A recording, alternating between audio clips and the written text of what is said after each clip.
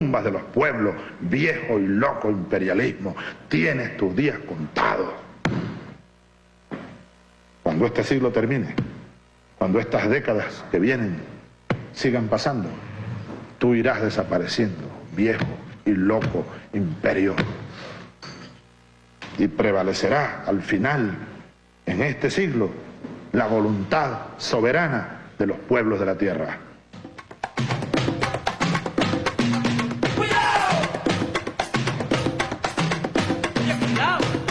Vente, fíjate.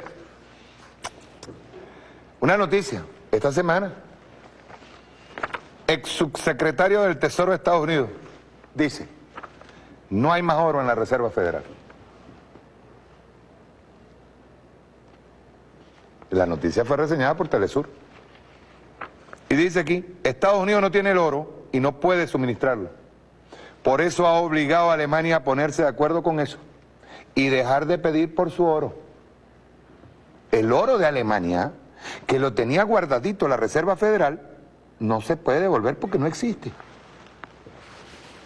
Y dice aquí, ya que no puede entregárselo, ellos, es decir, Estados Unidos, han ordenado a su Estado títere, Alemania, que se calle y emita una declaración diferente.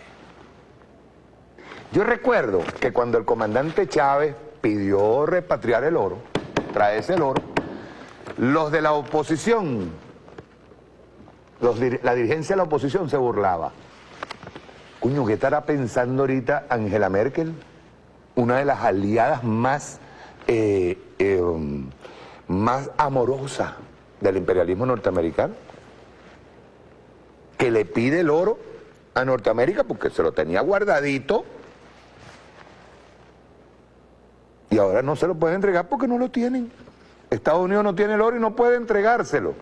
Esta es una de las noticias. El otro, The Washington Times. Las reservas de oro de Rusia podrían destruir la economía de Estados Unidos. Esto es Russian Today. Estoy leyendo Russian Today de esta semana. Todo lo que se ha movido esta semana. Vean ustedes las predicciones del comandante Chávez y de Fidel. Dice aquí, Rusia sigue comprando oro, una tendencia que coloca al país en una situación ventajosa ante el decreciente poder económico de Occidente, según expertos en finanzas. Dice, Rusia compró en marzo pasado aproximadamente 30 toneladas de oro, aumentando sus reservas del metal precioso en un 2,6% más, llegando a 1.238 toneladas, según informó el Banco Central de Rusia esta semana, el año pasado, y el aumento fue del 16,5%. Forbes, la revista Forbes, ustedes saben lo que es Forbes, ¿no? Es igualito que cuando se meten ustedes en televisión y encuentran Bloomberg, para que vean cómo se mueve la economía, la de ellos. La que dice Jim Sinclair ahí, que es un experto en oro, dice, esa moneda y ese papel está quebrado. Y es la que sirve de divisa a todos los países del mundo, a casi la mayoría de los países del mundo. Ahora cuando hay una alianza entre China y Rusia para sacar una nueva moneda, en donde Canadá, que es un aliado sine qua non de Estados Unidos, está pidiendo saber qué es lo que pasa con ese yuan, donde Irán ahorita mismo tiene un acuerdo con Rusia y China. Nosotros somos aliados de Rusia y China, hay que decirlo. Ahora nos estamos encontrando con un Estados Unidos que en Latinoamérica le bajaron las inversiones. Dice acá, Forbes, inversores extranjeros esperan recibir altos ingresos de Rusia. Dice, a pesar de la crisis en Ucrania, las sanciones y los bajos precios de los recursos energéticos, Rusia es un país favorito para los inversores, escribe la revista Forbes. La revista Forbes no es ninguna revista comunista. La revista Forbes la leen los ricos, los que tienen real. Dice por aquí, vean esto. Las reservas monetarias de Arabia Saudita se evaporan a un ritmo récord. En condiciones, vean esto, las reservas de divisas de Arabia Saudita se están reduciendo a un ritmo récord debido a la deteriorada situación en la región. así como al aumento del gasto social. En condiciones de la caída de los precios de crudo, el país gastó en febrero y marzo 36.000 millones de los activos externos netos del Banco Central, que representa cerca del 5% del total. Eso es terrible. Dice, según revelan los datos publicados esta semana citados por la agencia Bloomberg. Estados Unidos, miren, la economía norteamericana es tan voraz que para poder extender la arruga de su propia crisis, se lanzan con el fracking. Vean ustedes, el fracking, que es un método de explotación de las últimas, lo ultimito que queda ahí abajo de petróleo en cada uno de los pozos, que no les está resultando por lo costoso y porque eso no va a resultar como para 10 años. Eso es mentira. Eso es mentira. Y sobre todo, lo más peligroso, y está ocurriendo en territorio norteamericano, el fracking está destruyendo la naturaleza de Estados Unidos. Es decir, el excesivo consumo energético que tiene Estados Unidos porque está irrespetando el Tratado de Kioto es lo que está provocando actualmente los fenómenos naturales como el terremoto en Nepal, como después del terremoto en Nepal el crecimiento del Everest. Estamos encontrándonos ahorita con unos, desde el tsunami, del famoso tsunami, nos estamos encontrando con fenómenos naturales que están siendo provocados por el hombre y por el excesivo consumo de un país llamado Estados Unidos, que crió a su pueblo, lo llevó a creer que el consumo excesivo es un método, es el American Dream y es un método de vida normal, cuando eso no es normal. Hay 5 crisis económicas que saca Russian Today que cambiaron la historia. Voy a referirme a una nada más. La del año... Ya van a ver. La del año 235 después de Cristo. Me voy a referir a esa nada más. Y pues, ustedes saben por qué me voy a referir a esa nada más. Porque es la crisis que nos puede decir a nosotros cómo desde tiempo de Cristo la oligarquía y la burguesía y las clases dominantes son las culpables de su propia destrucción, pero lo malo es que en esa destrucción arrastran con los pueblos. Va aquí, el tardío imperio romano, que se había expandido por todo el Mediterráneo hasta partes de Oriente Medio, África y Asia Menor, vio su economía empezar a resquebrajarse en el siglo III. Hasta aquel tiempo Roma llevaba casi 800 años proyectando su poder, pero el sistema llegó a ser cada vez más frágil tras el asesinato del emperador Comodo en el año 193. La dinastía que asumió el control tras su muerte reinó durante 4 décadas hasta terminar en el año 235 con el asesinato del emperador Alejandro Severo a manos de sus propios soldados, igual que Calígula. La lucha, pues en Calígula fueron de los senadores, los que estuvieron los que lo mataron. La lucha por el poder que siguió rompió la cohesión interna del imperio y destruyó de este modo su red comercial. Y vamos aquí, vean ustedes. La degradación de la moneda estaba fuera de control, mientras el imperio perdía también su dominio sobre las provincias exteriores y se veía obligado a acuñar monedas con cada vez menor cantidad de metal precioso. ¿A qué se les parece? Vamos a hacer una analogía. La decadencia del Imperio Romano comienza a acuñar monedas con materiales, menos cantidad de material precioso, y en el caso de Estados Unidos está imprimiendo papel sin respaldo del oro. Analogía, circunstancias, casualidades. Dice acá, ciudades y pueblos de todos los tamaños se arruinaban y destruían porque Roma ya no podía pagar a las legiones que siempre habían mantenido la paz dentro de las fronteras y garantizaba la seguridad de los comerciantes y viajeros a lo largo de miles de kilómetros de carretera. Analogía. ¿Qué está pasando con Estados Unidos? Estados Unidos está mandando a invadir por aire, pero ya no manda a los soldados. ¿Por qué? Porque la logística cuesta billete. Y antes, Estados Unidos se nutría de las guerras. ¿Por qué? Porque de alguna manera conquistando un espacio, una soberanía, otro pueblo, destruyendo ese pueblo, matando gente, tomaba control de sus recursos. Ahora no, ahora está gastando más de lo que puede lograr y su economía está quebrada.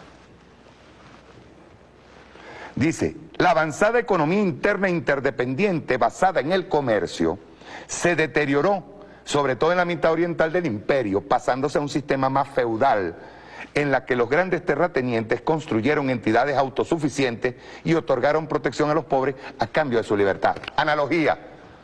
En estos días hay una declaración de un actor, Chuck Norris, un tipo que es de extrema derecha, ojo. Fue héroe de la película y tal, porque era un experto en artes marciales y todo. Un carajo, que fascista pa'lante. Igual que Arnold Schwarzenegger. Advierte en un artículo a Obama, que parece que el gobierno central, por eso Estados Unidos es un gobierno federal, cada estado tiene su constitución y tiene sus leyes aprobadas por cada estado. Bueno, le advierten a Obama que porque piensan hacer unos ejercicios en Texas, y le advierte a Obama que no van a venir a invadir su territorio. Chuck Norris, que representa a la extrema derecha en Texas, que por cierto en Dallas, Texas, es donde mataron a John Fitzgerald Kennedy. Lo más granado del fascismo. Y el imperio dividido finalmente se reparó en el curso de las campañas militares del emperador Aurelio en el año 275, pero nunca recuperó su antigua gloria. ¿Qué les dice esto? Que el imperialismo, y el comandante Chávez lo dice, no hay que subestimarlo. El imperialismo en su caída provoca guerras. ¿Por qué? Porque todavía se cree con posibilidades de seguir corriendo la arruga, su propia crisis. La Reserva Monetaria de Arabia Saudita se evapora en ritmo récord. El nuevo Banco de China, una advertencia a Estados Unidos de que el mundo ha cambiado. Russian Today. Esto fue esta semana. ¿Por qué Rusia y China compran furiosamente oro? Russian Today. El precio del oro recupera la senda del crecimiento, batiendo los récords de los últimos 3 años. Jim Sinclair lo dijo, y Jim Sinclair no es ningún socialista, es un tipo experto en oro. Porque ya la economía norteamericana está quebrando. La predicción de Chávez fue visionario, y Fidel, ni se diga, conocedor de la historia. Fidel fue advirtiendo sobre el extremo gasto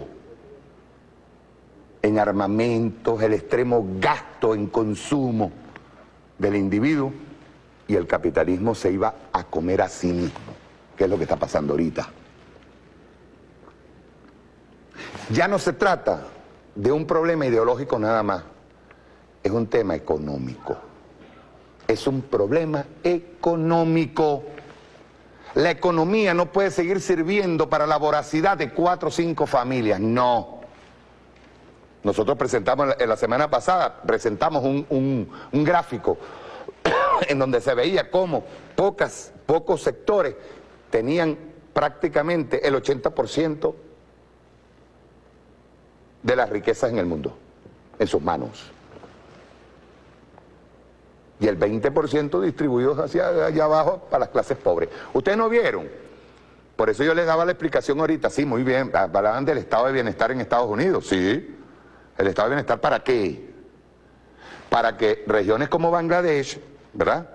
Que eso es muy bonito, hacer unos conciertos en donde vamos a recaudar fondos para darle ayuda a Bangladesh, darle ayuda a África, al Congo, o a Nepal, o lo que sea, muy bonito. Y ahí ya yo me siento, gratificado, qué sabroso, conseguí unos reales para entregarle ahí a Bangladesh.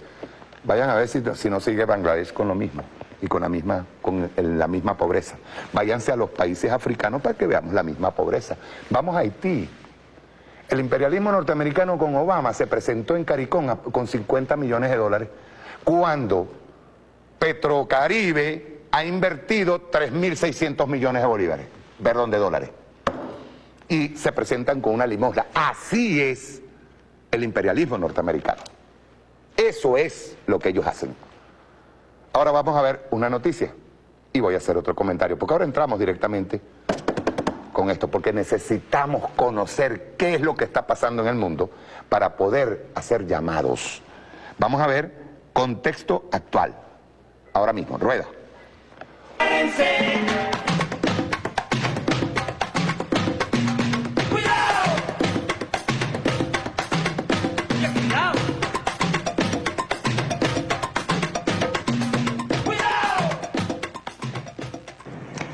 Tanto Rusia como Venezuela son jugadores de peso entre las potencias petroleras, sobre todo si unen sus esfuerzos en ese ámbito y amplían su cooperación. Vamos a ver algunos datos de la misma.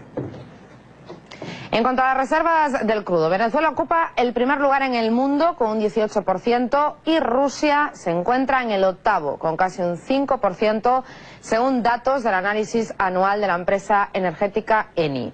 Los dos países juntos poseen casi una cuarta parte de todas las reservas del planeta. En cuanto a la extracción de petróleo, según el boletín anual de la OPEP, Rusia tiene casi el 14% y Venezuela el 4%. Ambos extraen el 18% de todo el petróleo mundial. Para muchos países de América Latina, China se ha convertido ya en el primer socio económico. El propio Instituto Tecnológico de Massachusetts confirmaba que para países como Perú, Brasil, Venezuela o Argentina, el gigante asiático es ya el principal vínculo comercial. De hecho, las cifras evidencian el desplazamiento de los Estados Unidos en Latinoamérica. En 2014, los bancos de China invertían por un valor de 22.000 millones de dólares y las inversiones aumentaban en un 71%, cifra que contrasta, en cambio, con el receso que han sufrido los prestamistas estadounidenses, con un 20% menos desde el 2011. Para los países del continente americano, la aparición de China como nuevo actor económico ha contribuido a un crecimiento promedio del 3,8% anual en la última década. Es significativo que la última cita del CELAC, la Comunidad de Estados Latinoamericanos y del Caribe, tuviera lugar en Pekín. Las necesidades y las posibilidades de China y de Latinoamérica conforman un matrimonio perfecto. Por un lado, las segundas naciones requieren inyecciones económicas y por otro, Pekín, sobrado de liquidez, es el mayor consumidor de materias primas del mundo. ¿Pero en qué se traducen estas macrocifras sobre el terreno? Comencemos por el ejemplo de Venezuela. El país es el mayor receptor de préstamos chinos por encima de los 50.000 millones de dólares y es además uno de los principales destinos de inversión, sobre todo para las explotaciones petroleras y la creación de infraestructuras. Brasil es otro punto de interés para el crudo. La más importante compañía petrolera china, Sinopec, se hizo con el 30% de la portuguesa Galp y el 40% de la española Repsol, ambas presentes en la nación brasileña. También en Argentina, la petrolera asiática está muy presentes en la explotación de los yacimientos de Vaca Muerta, donde Sinopec acaba de firmar recientemente un acuerdo de explotación con YPF. Además, están también presentes en la creación de infraestructuras como trenes de alta velocidad o en el propio metro de Buenos Aires, donde el yuan se deja sentir. Pero es sin duda alguna en la minería otro sector muy importante a nivel estratégico y Perú es el mejor ejemplo de ello. Se calcula que China domina ya un tercio del sector minero peruano, en concreto en la explotación de cobre, siendo las empresas asiáticas las mayores productoras de este mineral en el país. Pero además, en toda la región, las compañías chinas desarrollan proyectos de telecomunicaciones, automoción, agricultura, construcción y sectores energéticos, lo que extiende sin fronteras la influencia de Pekín, no solo a nivel económico. Esta presencia garantiza una mayor influencia global, además de exportar con los lazos económicos su agenda política. En teoría, la relación entre el PIB y el derecho a voto debe ser proporcional, algo que de manera superlativa se incumple en el caso de China, como podemos ver, un país que tiene mucho menos margen del que debería corresponderle, mientras desde el Congreso de los Estados Unidos se demora la actualización de las cuotas del FMI que fueron aprobadas en el 2010.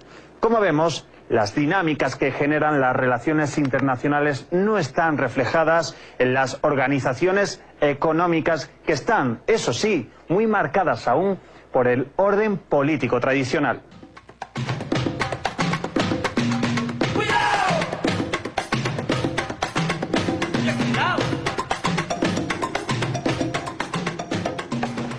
Voy a la última frase que emite el camarada que está haciendo ese análisis. Las cifras que se están mostrando ahora mismo no son las que deben salir, porque Estados Unidos domina todavía las cifras que se están dando. Les voy a hacer claro. Estadounidenses admiten que el problema número uno del país es su gobierno. No lo estamos diciendo nosotros. Los 7 hechos que entierran el sueño americano. Ya los salarios de la mayoría de la gente no crecen, pero no solamente no crecen. En Estados Unidos ahora mismo las familias norteamericanas, es decir, los que están trabajando, tienen que tener 2 salarios, 2 trabajos para poder lograr, ni siquiera lograr el estado de bienestar que tenían antes. Es imposible quedarse en casa para criar a los hijos. Si tú tienes 2 salarios, que dicho sea de paso, eso contraviene todas las reivindicaciones sociales y obreras que se han logrado en el mundo. En el momento en que tú obligas a un norteamericano medio a trabajar en dos trabajos, estás violando porque estás trabajando más de 8 horas. No puede criar a su muchacho. El endeudamiento crece de manera imparable. Ya en Estados Unidos es imposible tener vivienda y tienes que endeudarte para poder conseguirla, y con el consiguiente riesgo de que te la quite la banca. La banca es privada. Las deudas estudiantiles penden sobre todo una generación de clase media. Ahí hay estudiantes que se han graduado en prestigiosas universidades y pasan casi prácticamente toda la vida pagando la deuda. ¿Sabían eso? Ese es el American Dream que nos da la oposición aquí. En las vacaciones ya no son accesibles. Antes tú veías a los americanos vestidos con camisas de flores y todos metidos por todo el Caribe. Ya no los ves. Y eran los que tenían pensiones, que dicho sea de paso, las pensiones desaparecieron. Están desapareciendo las pensiones norteamericanas. Ya no hay plata para eso. Y recuerden, los ricos le quitan primero al pobre antes de quitarse algo a ellos. La sanidad sigue estando alejada de la mayoría de la gente. No, es que en Estados Unidos no existe salud gratuita. No existe. Ese es el American Dream. Ahora, vamos para acá. En Córdoba, el comandante Chávez dijo lo siguiente: Rueda.